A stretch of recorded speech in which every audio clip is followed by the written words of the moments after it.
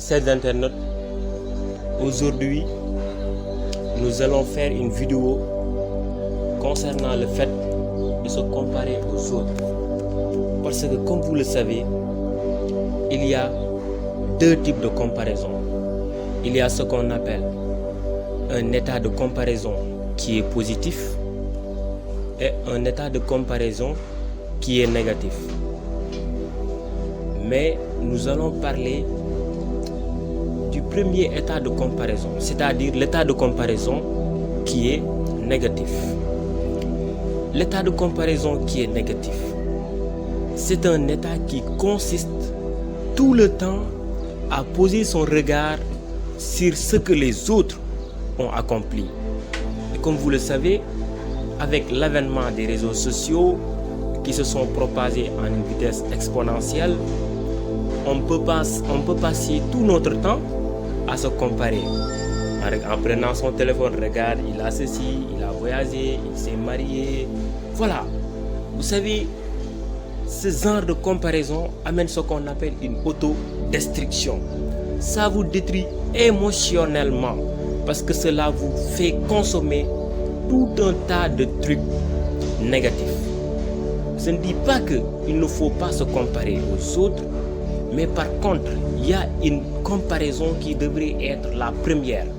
C'est-à-dire, le fait de se comparer, ou bien le fait de comparer le moment présent, son moment présent, l'instant présent, avec l'instant passé. Mais cette comparaison, c'est une comparaison personnelle.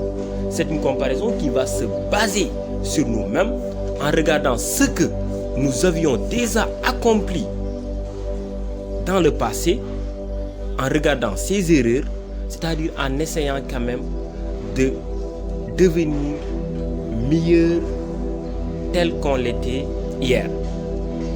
Voilà. Mais je vais vous parler de l'état de comparaison qui est en quelque sorte l'état de comparaison positif.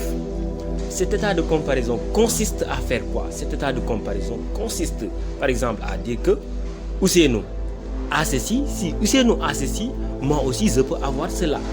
Donc cet état de comparaison opère ce qu'on appelle un déclic.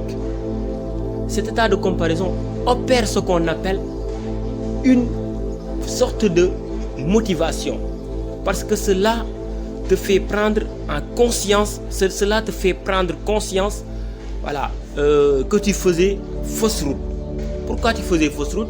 Parce que tu es passé à côté de ta vie. Mais une fois que tu essaies quand même de regarder, par exemple, Moda en est là, si Moda en est là, moi aussi, je peux faire plus que Moda. Donc je pense qu'on devrait adopter cet état de comparaison vraiment qui consiste à regarder ce que les autres ont accompli, mais en essayant de faire plus qu'eux. Mais voilà, on ne sera pas jaloux de ce que Ousseynou a fait ou bien de ce que Moda a fait.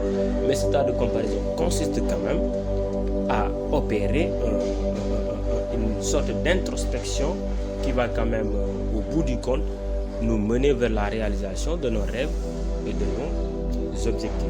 C'est ce que j'avais à partager avec vous. Mais je vous dis, soyez vous-même, ayez confiance en vous-même. Voilà, et le reste n'est que travail, ça viendra, Inch'Allah. Merci beaucoup.